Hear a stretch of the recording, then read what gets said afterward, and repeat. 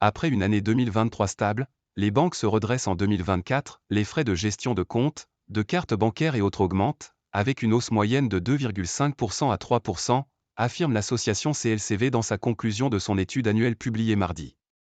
Ce sont les petits consommateurs, disposant d'un ensemble de services de base, frais de tenue de compte, carte à débit immédiat, et les consommateurs dits moyens, deux titulaires avec chacun une carte disposant d'une assurance perte et vol, un chèque de banque tous les 10 ans, qui subissent la plus forte inflation, de respectivement 2,97% et 3%.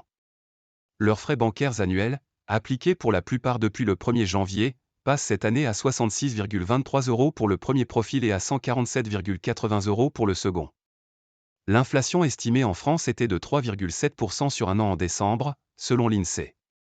Les gros consommateurs au sens de CLCV, c'est-à-dire deux titulaires avec une carte Gold ou Premier, une assurance contre la perte et le vol ou encore de nombreux retraits, verront leur facture gonfler de 2,52% à 207,65 € en 2024.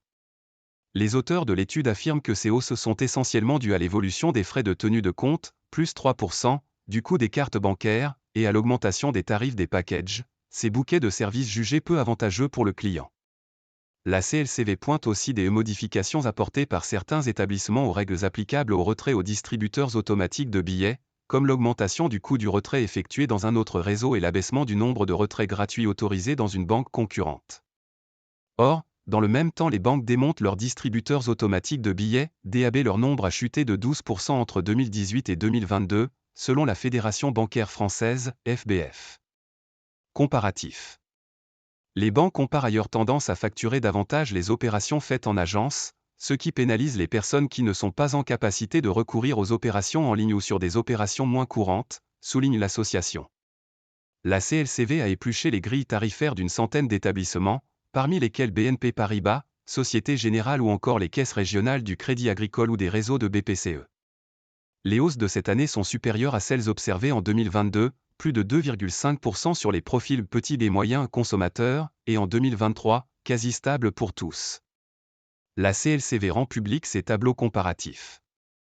On peut y voir que le crédit coopératif et certaines caisses du crédit agricole sont plutôt compétitifs sur l'ensemble des segments du marché quand LCL est pour les petits consommateurs et BNP Paribas pour les consommateurs moyens.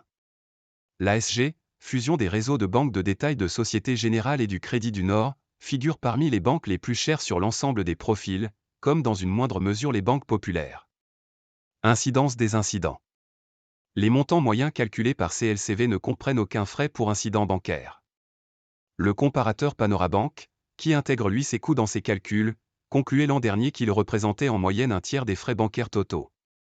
Selon lui, la moyenne annuelle des frais bancaires totaux, tous types de consommateurs confondus, avec les frais d'incident, s'élevait en 2023 à 220,60 €, soit davantage que le profil gros consommateur de CLCV.